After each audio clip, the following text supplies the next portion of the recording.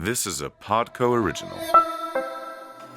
Jen Stone is closer to the Alex character than she is to the Harper character. Which was so fucking weird. It was so because Selena is now flirting with David. It was weird. She tested actually for, I saw her at Network for Wizards. She tested for Alex. Oh, really? I fucking sell so hardcore. I'm like, I don't even talk yet, and I cross with ooh, ah, ha, ha, ooh.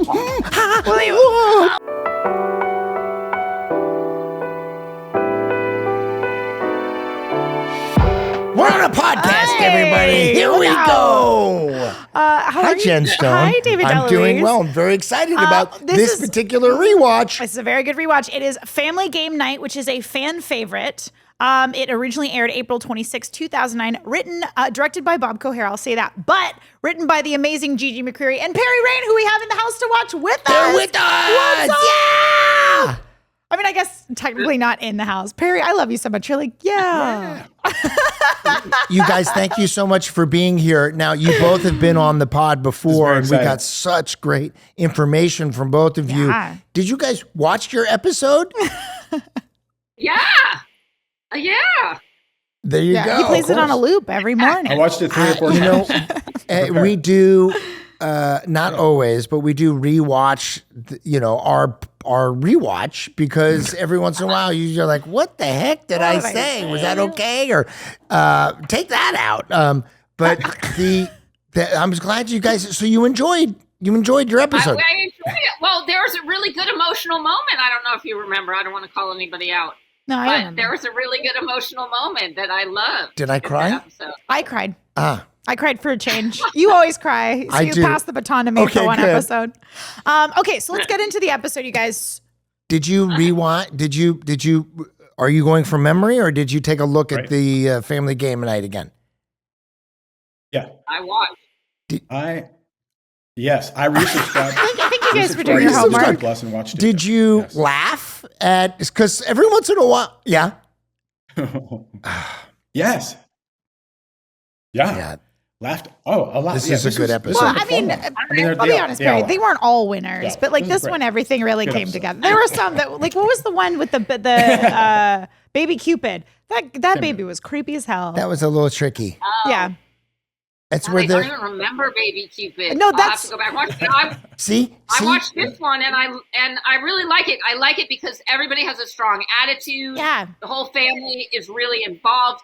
It's kind of like there is a B story, but they all come together. Yeah. You know, it's sort of like one big A story with everybody having a strong attitude, which I always love those. No, and when Gigi is talking about A, B stories, usually there's a through line that's takes the A story is more prevalent, and then other characters have other things. And a lot of times sitcoms, the A, B, and C story will be dealing with a similar topic, and then they'll kind of meld in together. And I think that was one of the beautiful things about our show, that most of all the cast got to participate in the storylines. Although in the 4th season, it kind of changed, and it became, I stopped seeing the kids. Yeah. It was just either me and Maria and Jake, or me and someone else. We had a couple B or C storylines with you, me, and Jake as well. But it was not so much fun for me in the 4th season, because I wanted to play with everybody, and I wanted to interact. Well, I would say, David, like on this story, so this was season 2, and we were doing, a family story, and the whole sort of mandate was, let's find relatable things that happen to a family, and then kind of do it through the wizard lens. So families play Family Game Night, right? So we're like, that's relatable. We'll do a Family Game Night, and then we'll find a way to do it and let magic come and become a problem. But then in season 4, I think the mandate became a little more about, we just want big tentpole episodes. Yeah. Like the kids go and have to stop an asteroid. You know what I mean? And those episodes tend to get you away from the family and more into like this big, crazy mayhem. And I agree with you. It was unfortunate because we couldn't do, they wouldn't let us do like just a little, hey, it's a Family Game Night show. that wasn't like big enough. Right. Well, and I think we were talking about as well about how season 1, you can kind of try to find it, like you see us finding our footing as with the characters, with the writing, with everything. And then season 2, I feel like this is the point where we really hit our stride. You know what I mean? Because we really developed what the show was. And what we've all heard from people of what they liked is it is a family ensemble plus Harper. Right. But let's get into it. You are part of the family. I appreciate it. We're We going have to get so there. much episode to go through. Jen Stone, hold on. All right. So when you say in the beginning kind of a mandate, like let's find a story that involves the family, was that coming from Peter Marietta or was that coming from Peter Disney? wasn't in season 4, remember? No, Well, talking about season in the beginning. We all wanted to do. No, I'm talking about the our writers. creative partners at the network. Ah. We always wanted to do family stories. Everybody wanted to do family stories. That's what we as the writers, love. It's like we want to do these stories that are about the family where, or Alex does something that affects the family and they all have a strong opinion about it and they all have a strong attitude and they all get affected and they all have to, deal with it. But then when we became a huge hit, I think, then they were really pushing us for like bigger, Right. something that we can promote. Yeah. We want, so like an asteroid was like an asteroid's coming hit. They felt like that was like big. And for us, it was like really, we loved the episode, but you know what I mean? An episode These early seasons, we could do kind of smaller stories focusing on the family. Like this episode was in the house. It was in the sub shop. It was in the apartment. It was on the terrace, which we didn't use very much, but we got to in this episode. And that was a big thing too early on. It was like the kids love to see the bedrooms and stuff. So we were doing that stuff, like the real, the more grounded. It was a magic show, so it's funny to talk about being grounded, but the grounded stuff, like a kid's bedroom. And then later they wanted just like more promotable. They just kept pushing us towards bigger. Right, I totally get that. And I was just curious if it was in the beginning coming from the higher ups or it was coming from the room. That's what I was curious about. Yeah. In the beginning, no, the room always wanted to do the relatable stuff, and we were able to. We would pitch those stories, and they would get approved. Right. Nice. And then later on, we're pitching those smaller stories, and they wouldn't get approved. And the ones that would get approved were like, okay, I don't want to speak out of school. I'm going to get myself in trouble. But when we pitched to them, when we were in the room, we're like, okay, they want big. It's sort of like, it's like they want us to have an asteroid hitting the world, and then the kids save the asteroid, and then, that's what we're doing. But it was the Zingers thing, right? Like I always think now of like how Disney was like, we need more zingers, and you always kind of like made fun of the note a little bit, but made it work within the show. Like you always had an awareness to it, which was super clever. Well, that was okay. So Jen, that's what we tried to do with the asteroid. Like, okay, so we're like, oh my God, I literally think in the room that's how it came out. It's like, oh my God, they want it to be so big. It's almost like they want us to, we literally started thinking about like, what are movies, like Independence Day or something, and it's like, okay, they want something. Okay, yeah, they probably want us to have an asteroid, and then we're like, oh my God, we're going to do an asteroid. We just said it, so now it's going to happen.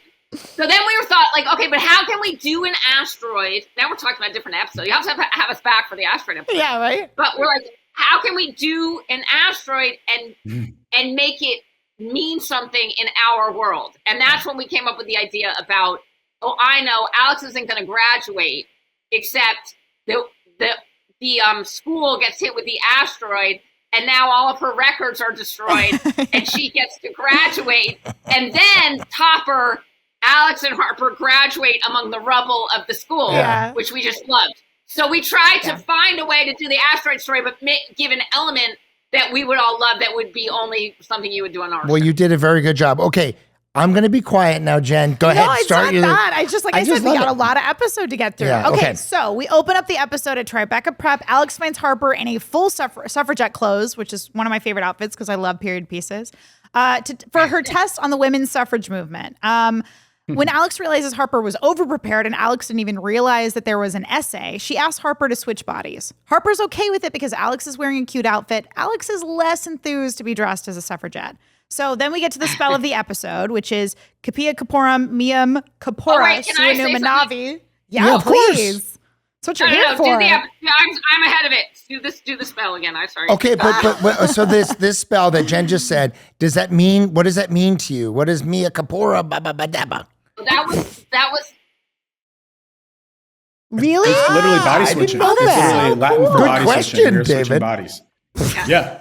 Corporum, I think, is body. Yeah, it was Latin. And literally a Latin- we Latin did spell. have the Quinceañera episode where Maria and Jen, Maria and me. Selena switched bodies, and this is very Freaky Friday, which they're making a new one of. You know, they same just keep spell. making the same Sequels thing and over and over reboots again. and Were you concerned about it being similar? Because I mean, you guys also a little later, we don't just switch bodies, we switch everything. Yeah. You know, you kind of made fun of that, which was great. In a way, yeah. In a way, if it works for Freaky Friday, I think then we are like, it's going to work for Wizards of Waverly Place. I mean, it's proven. It's got a proven pedigree to it. The only thing about this episode, using it again, I think we wanted to make sure we do it differently, than Quinceañera. So it's great. We did it between Harper and Alex, and how amazing! What a great friend Harper is to actually switch her brain. Well, she was wearing a cute outfit. Her friend. I mean, but also too, I think says a part of lot what worked because the about a dynamic friendship. between Theresa and Alex is obviously very different than the dynamic between Harper and Alex, and they're very much the antithesis of each other. They're very much an opposites attract. Yeah. And Selena and I had so much fun channeling each other on this episode. I just remember us literally being like, how would you do this line? Okay, Right. I would do it this way. And Well, did kind she of read the line to you, or did you read the line not to her? always, because we had already spent, a season and a half watching each other do this. But there were certain lines where I would ask, I'd be like, well, what was your take on this? And then I would do it the best Selena version I could. I love that. And it's so fun to see that because we know at this point, we know Harper so well. We know Alex so well. So then to see you guys It was a very switch fun week for is us. a Okay, blast so for the Justin audience. is approached by- It's Oh wait, I amazing. just want to say one thing too. When you switch though, there was a line where you're by the locker. Yeah. Can't remember what it was, but I was like, oh, that's interesting. Like Jennifer is definitely channeling Alex. I for sure see that. But I also saw a little bit of Jen Stone herself. Jen Stone is closer to the Alex character than she is to the Harper character. Right, was- because yeah. Jen was 40 when she was 14. What are we doing now? Where's the cameras, Gigi, watching it back, that was one of the things that irritated me about it was because I hate seeing myself and stuff. I hate seeing me peek through. So that's why I love, Harper is easier for me to watch because it's so not who I am. Not who you are. So watching But me. I loved that because I was like, oh, that's a little Jen Stone attitude. And I think as you're I- walking away, you go to the locker and you grab a piece of pizza or something. Or maybe that's a different Oh, part. yeah. But It's in so the same. funny. It's in the same moments. Yeah. So Justin is approached by but it's Daphne. sort of an attitude where I don't care. And I'm like, oh my God, that's funny. That looks like. I think I had a moment like that in the last episode we just shot. Anyway, so Daphne approaches Justin, and she's relationship crazy. She's the kind of girl you worry about. She does the quizzes. She does all these things. Who's played by Krista Allen. He was in 13 Going on 30, Revenge. She did awesome. such a great job. She committed so wholeheartedly. I mean, she's a stage 5 clinger, a bunny boiler. If you don't know that term, then you haven't watched the thing. But in that one scene, she goes from hello to we're in a committed relationship. I love you. I fucking died when she said, I know I haven't really, but I love you. It's oh my God. Now listen, I've experienced this a little bit one time in a relationship with someone.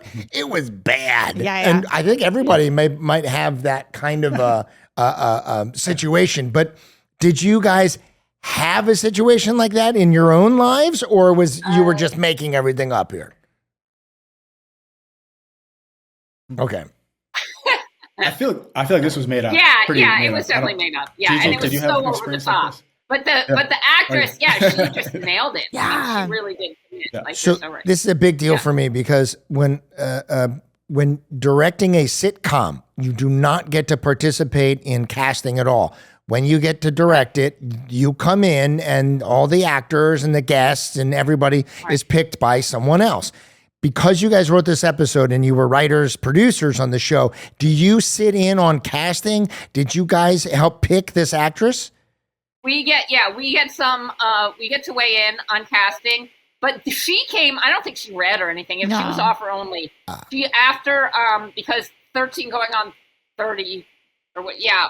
And they were just, they basically came to us and said, we can get this actress. And well, she tested actually for, I saw her at Network for Wizards. She tested for Alex. Oh, really? Yeah. Because she and I, we went to get Chinese food or whatever after, because she and I had an audition together for years.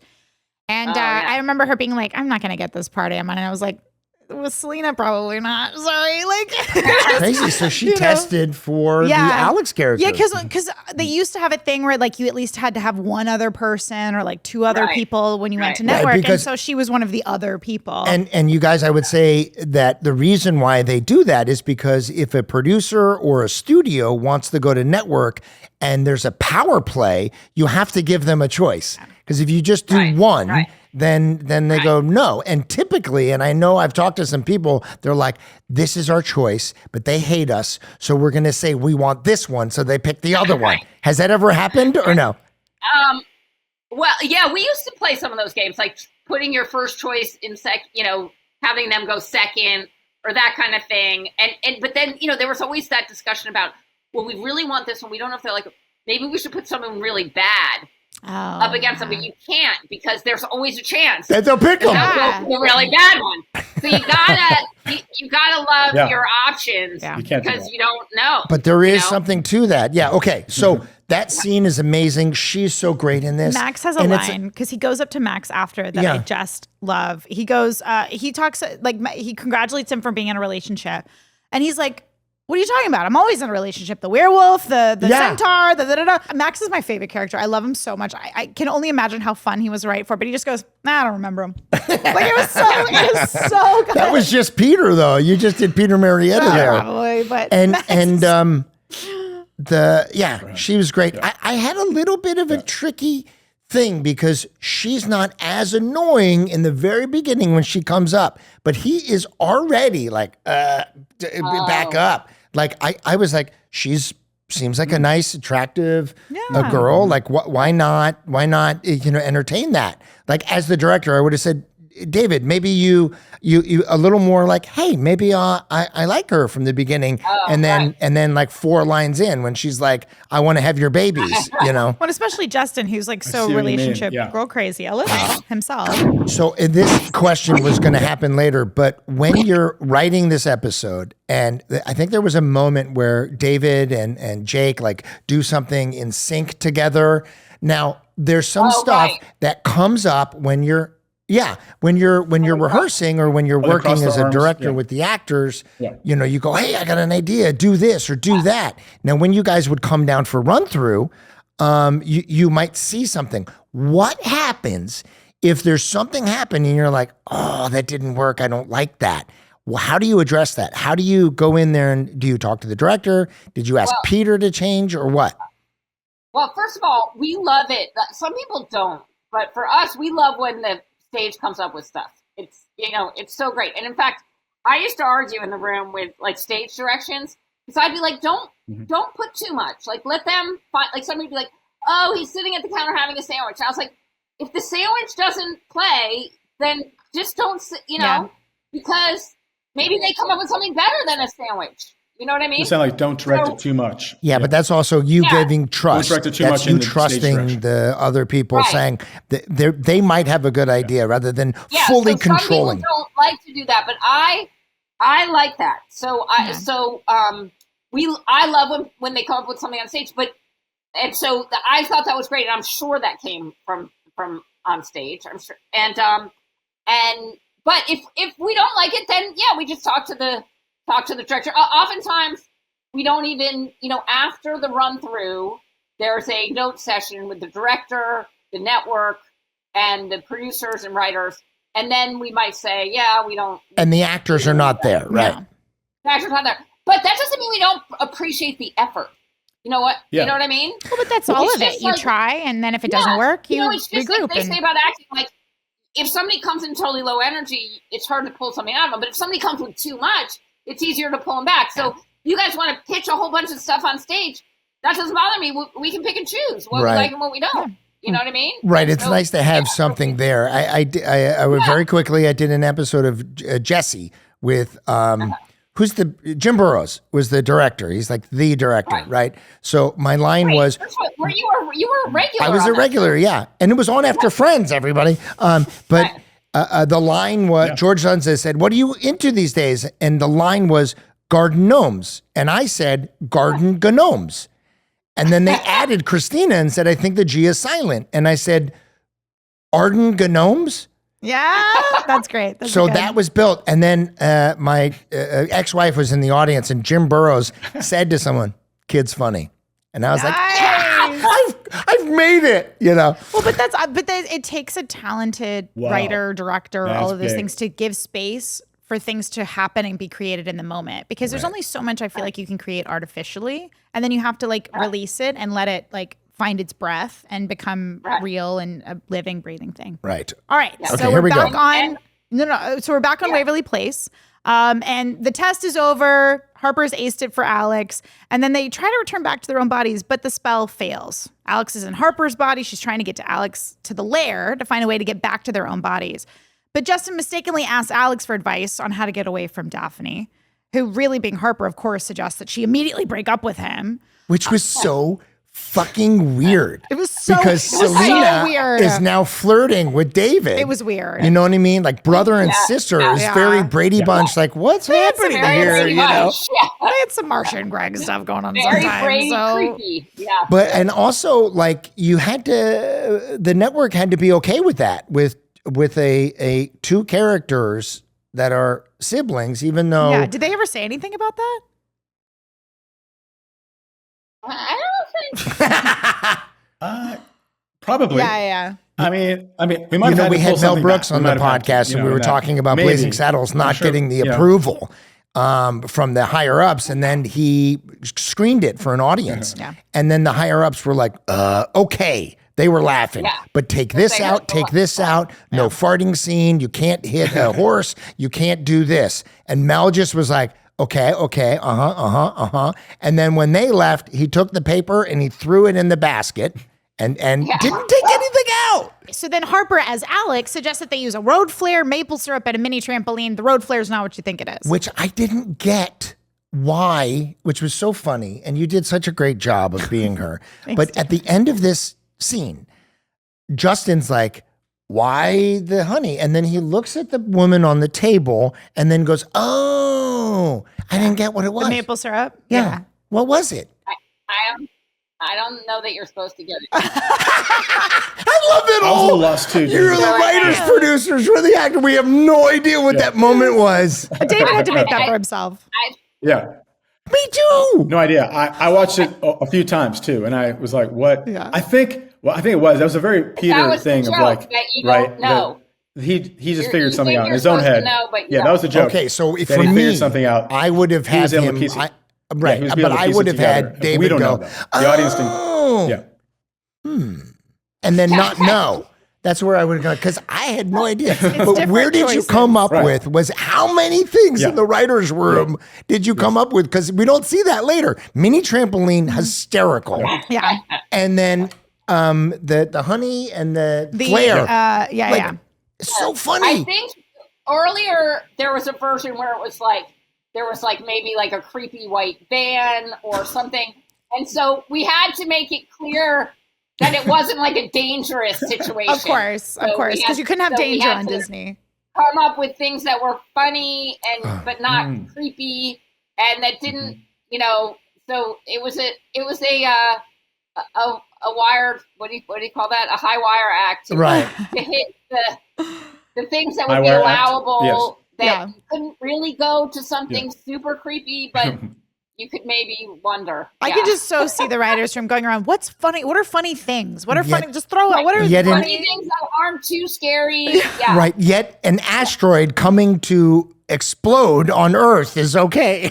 Well, it's less scary because it's a little bit more abstract than the white van at the end of the cul-de-sac, Yeah, right. Okay. Okay, so Max, I'm getting ahead of myself. So we're at the loft. Jerry finds the Almost Charades board game at the resale shop. Which I fucking sell so hardcore. I'm like, I don't even talk yet. And I cross with, ooh, ah, ha, ha.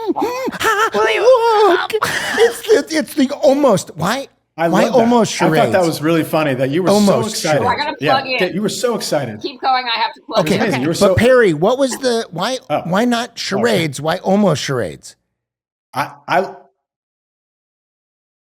You know, Gigi and I were just talking about that. We were like, is charades trademarked? And we were trying to say, you know, almost charades is not, but I don't think so. It's not. It's not. So, and also we were talking about charades. It's almost charades.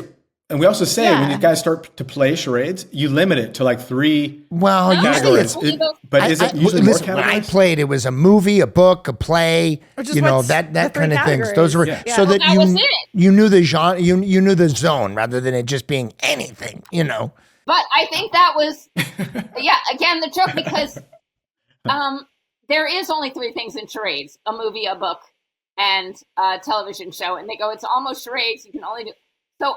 But I vaguely remember in the room, and I could be wrong, that we had this exact discussion, and that there was someone in the room who said, no, they did more things, songs maybe. Okay. And so And the play. then, and I was adamantly saying, no, it's just 3 things. You don't do songs and charades. And play. And Yep. so then we called it almost charades because there was you know, what do you call it? There was not Fewer agreement. topics. Yeah, but around also you how guys, much what a charades great was. setup that Yeah.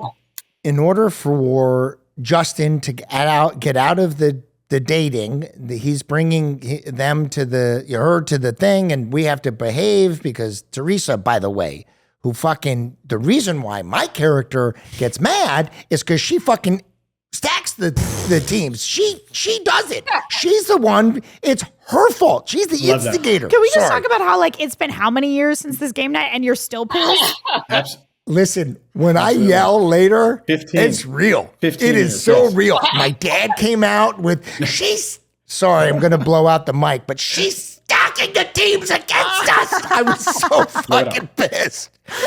I let all my anger come out, you know? Okay, Yeah. sorry. That's your Very trigger. That's competitive. your So trigger. Jerry comes So in. Jerry with- comes in with Yeah. almost charades that he found at the resale shop, which he found there because Theresa tried to get rid of the damn thing because it would Right, it was always there.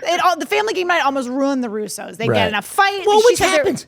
She said there's fighting, cheating, crying, and you were the one crying. Yeah, and how many times have we played Monopoly as a family? And it's like, fuck you, I never want to see Right? your face again. Like we told my dad, like we're not allowed to bowl with him, do mini golf. Like we can't do things because if he loses, it's ruined. He's done. Yeah, you behave yourselves with friends, typically. Well, I said to Perry, So it's relatable. This is so I said relatable, to Perry right? just before we got on, like, Blows are stacked. gosh, if I was Yeah. doing that episode now, I might like open the episode on the very end of Family Game Night where everything is mayhem, everybody's Yeah. mad at each other, storming And then off, go. and then do the episode so you know, like, oh my God, remember last Family Game Night, and we had actually seen it, you know, because they talk about it a lot. But I don't know. But We yet, probably wouldn't have had everybody, time to do I think that. a lot of families can relate that as soon as you say it's a pain in the ass, the family gets into fights. I think we're there. Right. Have Yeah, we? people get it. Have we guacamole'd yet? We're Okay. so close. We're Stand so by. close to the guac. All right. So Jerry begs Theresa to play. And she goes, fine, that's fine. We have to do it on the terrace so that we're on our best behavior and all the neighbors can see us. Right. And then she talks about how, like, you know, and that they don't get guacamole on the ceiling. That's part of why we're doing it outside. And Max goes, oh, that's totally coming from my room. Right. Which But is I thought that was so funny that, I mean, as I was like, we've let the guacamole stay there. You know what I mean? It's just there. Well, Like, but no, that I it's- took that it as means, like it oh, was there something it is. seeping You know? from Max's room. How did you guys approach? I know this is like a very broad question, but like, how did you guys approach writing Max? He's such a specific, funny, hilarious character. So like, where did his little Maxisms come from? Sometimes? Yeah. Just, you know, anything that was sort of out of the box. out of the box. Yeah, go ahead. I mean, yeah. I mean, he's just like that clueless little kid who just pipes in. Well, there was- and he can be guacamole There was a from the good ceiling. episode at one And it point was just- where Selena was like, I don't know how to solve it. Yeah. So let's go to do whatever Max says because we know that somehow it's going to end up being Oh, right. the genie episode with the orange soda. Yeah, right. Yeah. So he goes in there with the paperclick and hits the reset button or whatever. So Okay. that's the thing. Like, Max has his own logic that other people wouldn't have, but there is a truth to Max's logic. Well, You and know? it's I love that I'm answering the question you asked them, but thinking out of the box. A lot of times for me in my life is what I like to do. And I saw something recently where it says one of the traits of a dyslexic is someone who thinks out of the box and tries to solve it maybe a different way, you know. Right. I would say if we ever had done anything, that Max is definitely dyslexic. For sure. Yeah, he's on this because also too, I think it's like with people that are either on the spectrum or ADHD or anything like that. It's like you hear all the time, you're like, oh, I didn't like school or I didn't do very well at school because it's not made for that kind of mindset. You just your synapses and how you think is just different. He has a great own way of thinking. Yeah, you know what's smart. And he's smart. It's just it's just not typical. It's atypical. Right. So moving on to no, go on. See, this is why I write the detailed book I know. report. I was going to say something later in the episode. I'm sorry, but you... No, you're good. So Max is our relationship. He's designated himself the relationship expert. He's checking in with Justin how his date to I think it was the Mets game went with Daphne that she just told him they were going on. And he said they weren't seeing each other, but then they ended up on the Jumbotron. He got pressure to kiss her. Right. And he suggests he invite Daphne to family game night so she'll break up with him after she sees how crazy the Russos are. And then Max tells Theresa and Jerry that Daphne is coming, and they agree for Justin to be on their best behavior. Right. But interesting storyline. Max tells the parents, and we never see Justin tell the parents. Justin comes down with we all know, the audience, and we all know. And when David comes down, he doesn't say, hey, I have a girlfriend, and she's coming over. It's told to us from Max, and we just now have missed that.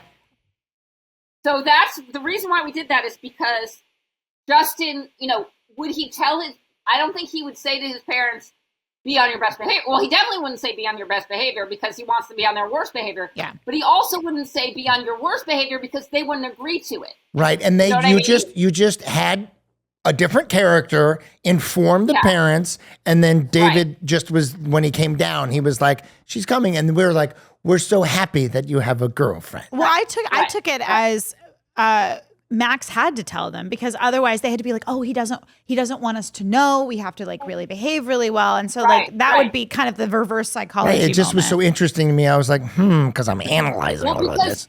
I think that if David and the parents had a discussion, the truth would have come out. We didn't want the truth to come out. Right. But it was a very clever way of getting to where you needed to go without, having that conversation. So we're in Alex's room. We're still in each other's bodies. Harper's in Alex's bodies. Alex is in Harper's body. Great scene. And we're in the room trying to troubleshoot. So they can't figure out how to get back to normal. They use a spell, hairbranium I can't even say it. Excam-changium. And after all that's been said, we want to switch back our heads, which switches their hair and their voices. And that was like a TikTok thing before TikTok. We're going to do the dubbing. Yeah. And then finally, this was such a fun thing. You did so good at this, Jen. Did. This has all been a pain. Now we want to switch back our brains, which puts both Harper and Alex's brain into one body. And I just loved going, okay, how do I do these lines? Like I Lollipop. She did such a good job. That was when she had no brain. But at first she had Alex's brain. No, right? I get it. But when both brains she has no brain. go into her, your I'm not here anymore. Your empty brain was great because it's kind of hard to do that, just to do nothing and I definitely found it challenging that week. I was like, how the fuck do I do this? But it was great because you have no brain. You were blank, and it was interesting that whatever you said, lollipop or something else, but you did a great job. It was a hard ask, right? Because we're asking you to have no brain and do nothing, but then we asked you to do something. Yeah, that was the challenge I had. I was like, normally you have no brain, you're a vegetable, and you're tubed everywhere. So that was why I was just like, but no, it was a fun challenge. But those are the weeks where I really loved coming to work. I mean, I loved coming to work every week, but like, really where I was invigorated because it was a problem to solve. It was a challenge to like find a way through. And also we didn't want to just, we've got Jen Stone. We don't want to just not use her. If she just has no brain and she's just like, but also that's just like a waste of a talented kid. Yeah, of course. But also you have the character Harper in Selena. So we're, as an audience, we're still getting Harper, Perry, which is interesting. Perry, what were you going to say? That's right. I was just going to say, there's the fun physical comedy too with Harper. I think Alex like taps Harper's head and it goes bonk, bonk, like an empty vessel that was just like, it was like, Harper it was like great little pops of Harper with no brain in this. And it pays off too later in the episode as well. But yeah, oh my God, she killed it. And then she did so Selena good. and it's tricky, and it's very All of Me, which is a movie with Steve Martin and Lily Tomlin. I wonder if Selena even knew about the movie All of Me, which Steve Martin did such a great job, and when Lily Tomlin too. But I love when he's in All of Me.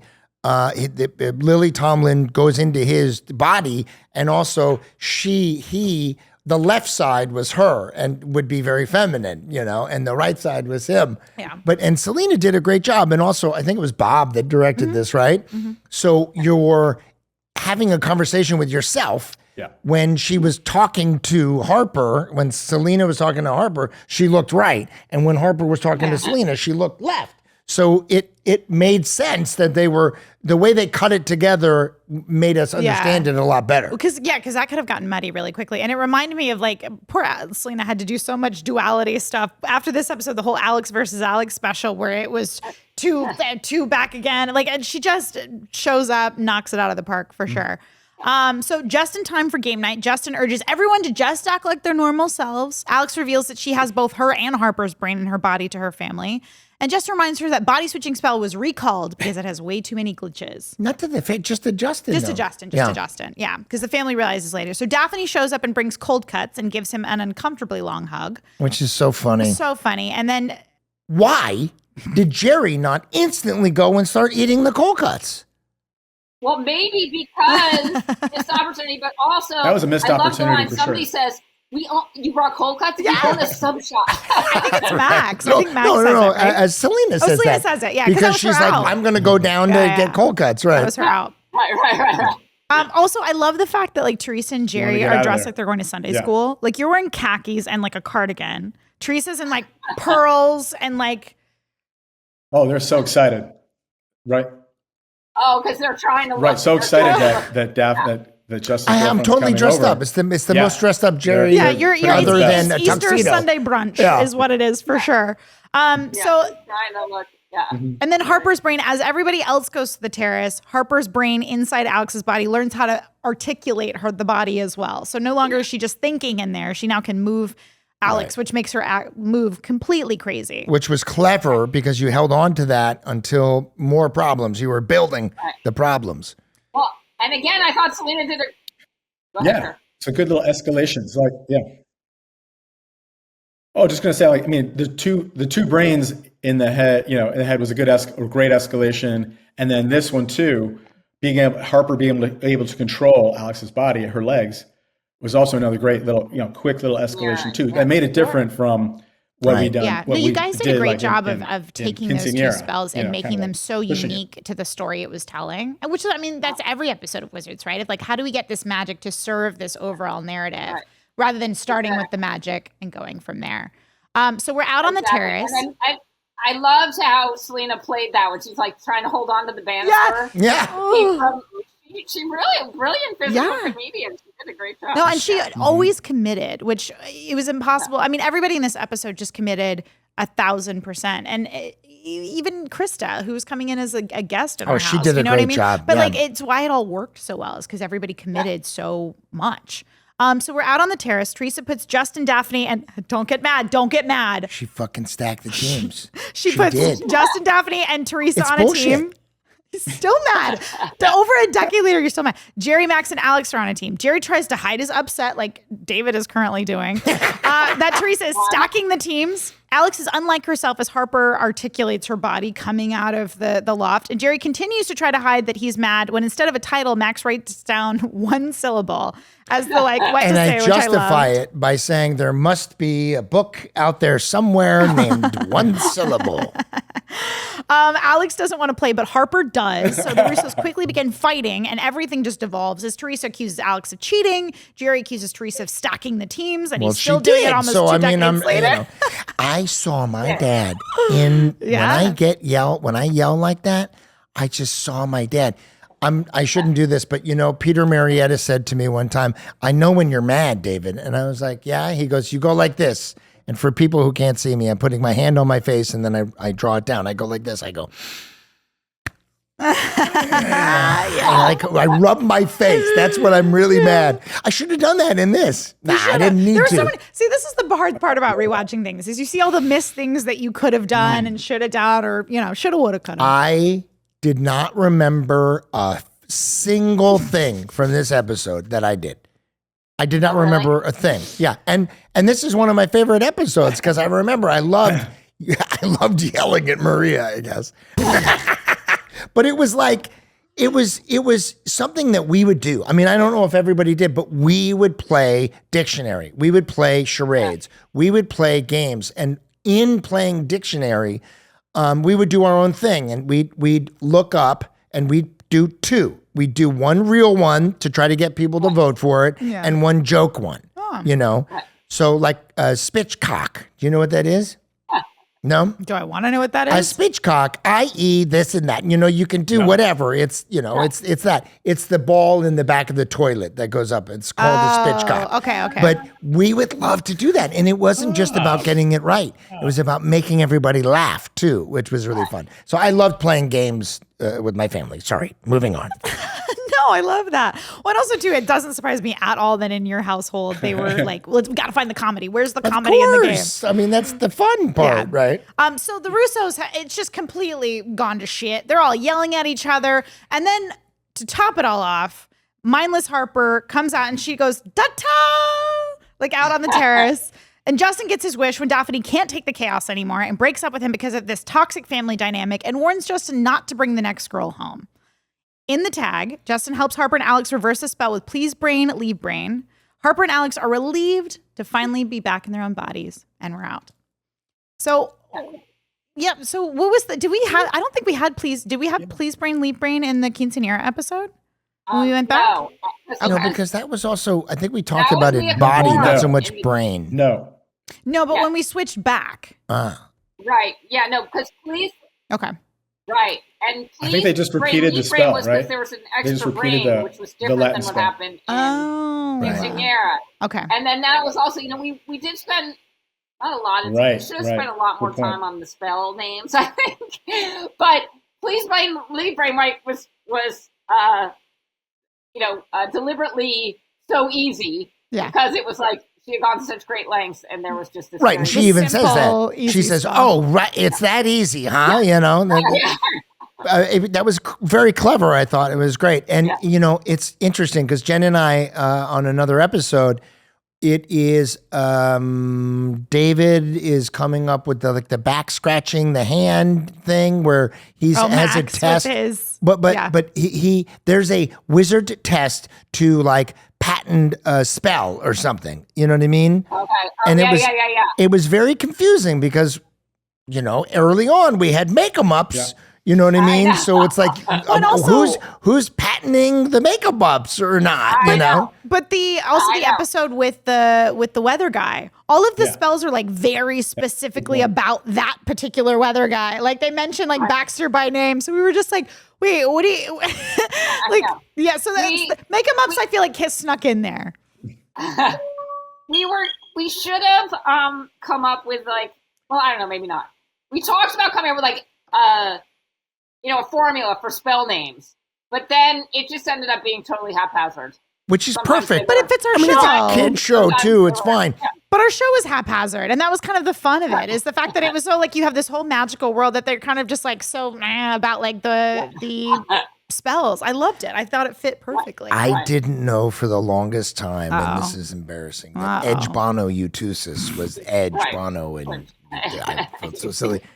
Yeah, there was another one too recently where it's little shout out right That's there. a band, XX, right? Well, yeah. There was a discussion about having them all be about music. And then I think basically what happened was it just became too difficult to satisfy any one formula. So we just But I love how we didn't even make it through the Pretty much second first season. word. Yeah, but I love that we didn't even make it through the second season where you were like, we were going to do that, but nah, fuck it. Like, we're fine. And it's so funny because, you guys coming from writing for grown-ups on Friends and then going into, I remember on our episode that you were like, this is kid stuff. What? I'm not sure exactly what's going to happen. But the fact that there was not only kid stuff, but magic, you could really do anything you wanted. Right. You know, but we wanted to. Sorry, go ahead, Perry. Exactly. Yeah. Well, the parameters are just wide open. Yeah, they're wide open. So does that make it easier? So many places to go. And we'd never done. It wasn't that episode of Friends. Come on. And wizardry. we had a lot too. And none of the writers had. There was not. So right. We're like, can we even do this? We didn't even know if we could even do this. Writing. It was like, this is a whole different world. For single grown-ups in New York, or for 6 single grown-ups, or was it for a wizard family? What was more difficult? Having parameters or having none?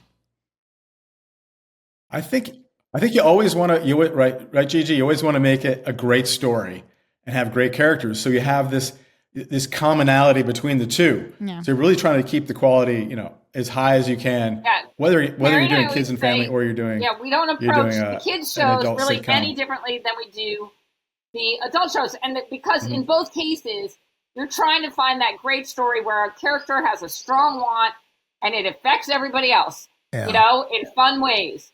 And the strong want needs to be earned. Like, it needs to be emerged from the character, right? This character would want this. Like, for instance, in the cheerleading episode, they really wanted us to, our creative partners for the network really wanted us to do, they wanted Alex to have more wants. So they were like, why can't she want to be a cheerleader? And we were like, Alex would never want to be a cheerleader.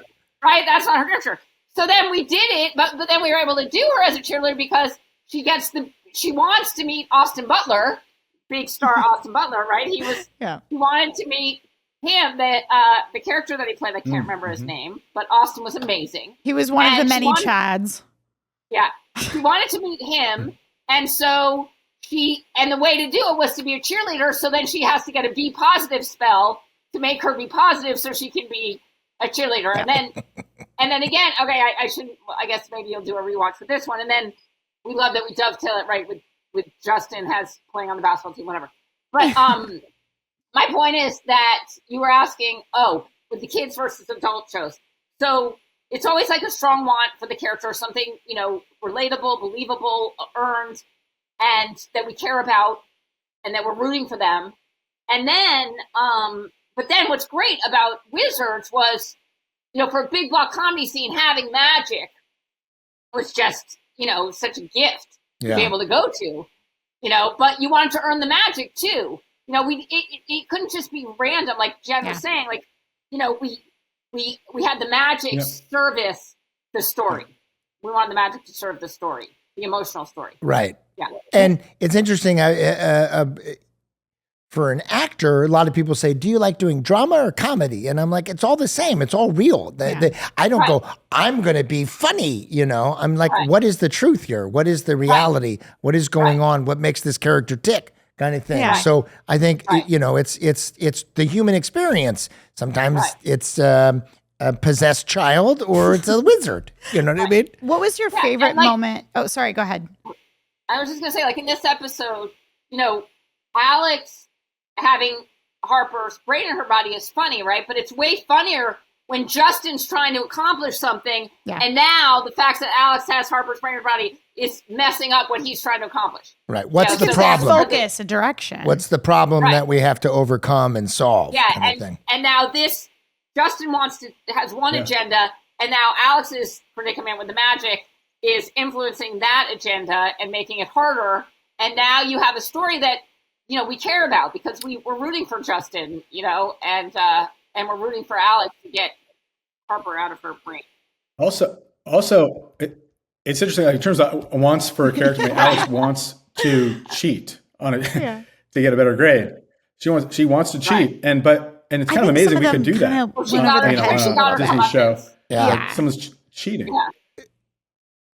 But she got, Yeah, right. that's how we got it, That's because she got a huge comeuppance. We big recently time, that rewatched she has to figure out how to get out of for this entire story. episode where Alex doesn't want to read. She doesn't want to read. Oh, yeah, with Rob Reiner. Yeah. But at the end, we did the disclaimer. Peter said, Rob the only Reiner's way. in the audience. You know him, right? Can you ask him to be in the episode? And then we did. But it's so funny because, I mean, it was like the PSA at the end. Hi, I'm Selena Gomez. And, reading is good. And she starts pouring tea. The pouring tea kills me. Yeah. And then Rob does such a good spit take, and he was such a good sport to be a part of the show. I mean, like on the fly. Yeah. On the fly. I said to him when I approached him, I was like, please feel free to say no. You're here with your family. I don't want to bother you. But if you'd like to be in the episode, come on down. Well, I did. guys, thank you so much for coming on. I've got one question to wrap us out. Just like last time, we could talk to you guys forever. I could talk to you guys forever, yeah. What was your favorite moment to write? Well, it's kind of a two-parter. What was your favorite moment to write for in this episode and family game night? And what was the game that your family played? Good question, Jen Stone. What do you think? I think it was very fun writing the Alex with two brains. That scene was very fun to do. Yeah, and I remember writing the one where what do you think, it Gigi? goes through a couple phases, right? There's one where she gets her voice, Yeah. and there's one where, right? And so we were, because we were trying to think of like, what are all the permutations? Yeah. And how can we hit them all? Yeah. So that was kind of fun. But I also loved Jake's attitude in this one. He had a really funny attitude. He's like in charge. He's the relationship. He's the one. expert. Well, he's the one who makes everything happen. He really is like the catalyst. Yeah. He's like the underground mastermind. I loved Right. it. All right. So what was your family game we night? would play dictionary at my house. What would you guys play? We actually played charades, and that's why I got into it with the room where I was like, no, charades it's three things. Yeah. Books, movies, you don't do songs. I guess later on they would start doing songs with my cousins, but that never felt right to me. Wow. Oh, really? Yeah, we did. We were We more did of a Monopoly too, and my Monopoly brother family Michael here. always won because Yeah. he would hold on to all his money. Which he does now. Yeah. Which is so funny. He never spent any money. I'm always impressed by the families that had the patience for It Monopoly. says a lot. Yeah. My family would says a always lot like about we didn't have the attention span for Monopoly. Well, it could take hours. It could take so right? long. I mean, do people play Monopoly still? I mean, with I our think they play phones? like virtually. They do. Are you We have serious? the new version where it has a credit card. Oh, Wild. You're kidding. Instead of cash. Yeah. It's pretty cool. Well, It has they a do debit. have like absolutely- like I'm Star serious. Wars Monopoly or this Monopoly. Yeah, they have yeah. all ones that are themed too. Oh, you guys. Okay. Wait, Jen, what about your family? Oh yeah. We actually still play it every Christmas Eve. We get queso and we Jen- play Yahtzee. Yahtzee. We play is Yahtzee or good. Taboo. And my funnily enough, Good when you were games. talking about stacking the teams, my dad and I have to be together for Taboo. And my mom and my brother have to be together because they think very similarly. We've done experiments where we switch teams, and both of us are like, I don't know what you're trying to say. What word are you talking about? Like, literally, our brains just don't. My brother and me, and my mom and me, like, our brains just don't work the same. But my dad and me, we get it, like, have such a shorthand. So I love that. Oh, I have a question. Sorry. There's a card game called Nerds now, which is like group Okay. solitaire, and I'm totally addicted. My family was just making fun of me last night. okay, I love it. Anytime- Okay. Check it out. anytime my girls would have their friends, or we need 3 or more players, yeah. and their friends will come through, and I've taught all their friends Nerds, and when they come through, I'm like, hey, there's 3 of us. Nerds. And they Completely, won't play with me. They indulge me often. complete Okay. non sequitur, but I just was curious. What did Theresa Russo do for a living? I don't. Gigi, your face. I don't think she did it. She worked at the sub shop. Teresa. Other than that, before she met me, Oh, I mean, before yeah, she she met was you. in the sub Oh, shop, that's right? an excellent question. Other than that? that was never. Look at her face. Oh. I know, because I wonder if Oh. Maria came up with something just for herself, like as an actor. Yeah, The maybe stumper. with the her brother's her brother coming. Ernesto? But maybe there was something in that episode that was discussed. I don't know. We'll rewatch that. But soon. there's so many No. little things. Yeah. you don't know the answer to that? No, I'm asking No. this way. You're the gods of this show. You're in charge. That's We why should I know. wanted to ask you. I don't remember. I feel bad. No, I don't but think I- there you know- was. That's why I'm saying this, Gigi, Yeah. because I don't think there was a we don't have a specific backstory on thing that. was ever discussed about what she did prior to the sub shop. Right. But it's all You know, about staying you know, present, I have- David. There's Yeah, a lot of listen. things, David, where we might say, oh, we want to say what Theresa, like, you know, we'd be like, we talk about adult stuff. Like, well, don't they need insurance? And there was always a joke like, kids don't care about They insurance don't care about jokes. that. They don't need to know. She's just the mom. Mom doesn't have a so, job. like- Mom is mom. They just care what they're seeing now. So that may be why. Also, we there never was a talk lot of about it. commit, like the Hugh Normus episode. There's that tree. I don't know if you remember, but they pull a tree, a thing, and it's like Jack's voice was the leaf saying, current generation is Jerry Russo, who owns a sub shop. Parents were so-and-so and so-and-so, and they did this. And then the grandfather wrote the joke book. But these names, I was like, I never heard those names. I didn't know those, you know. I mean, it just is so funny. Yeah, it's like All the right. spouse, though. You go around the table, sorry. or like the three things, like the flair and all of that. You go around the table and you go, what's the funny name? What's I'm the funny going name? on record. I'm going to take you guys out, Gigi, when you're back in town. You guys let me know, and I'm going to take you to a wonderful Italian restaurant. And I apologize that I haven't done that yet. And you can order anything you want except for the really expensive wine. No apologies necessary. So You guys, We love thank you you guys so so much much. for being so talented you. and so funny and so Can't wonderful. And you are just good people. So thank you for being on the pod again. And thanks for sharing your insight on a fan favorite and for writing a fan favorite. Yes. is it really a fan favorite? I Yeah. thought you were just Yeah. Yeah. How do you I'm know? so happy about that. I was told. How do Like you know? when I How ask do you know people, that? like, Yeah. what's your favorite episode? I hear Right. Family Game Night all the time. Yeah. Oh. It's a common denominator when I ask like Anecdotal. people what their Yeah. favorite episode was. So It's so Okay. good. Awesome. It's so good. All right. We love you guys. bye, guys. Thanks, Bye, guys. so all much. of the Great. fans. Goodbye. Love you. Bye, guys. Bye. Thanks, you guys.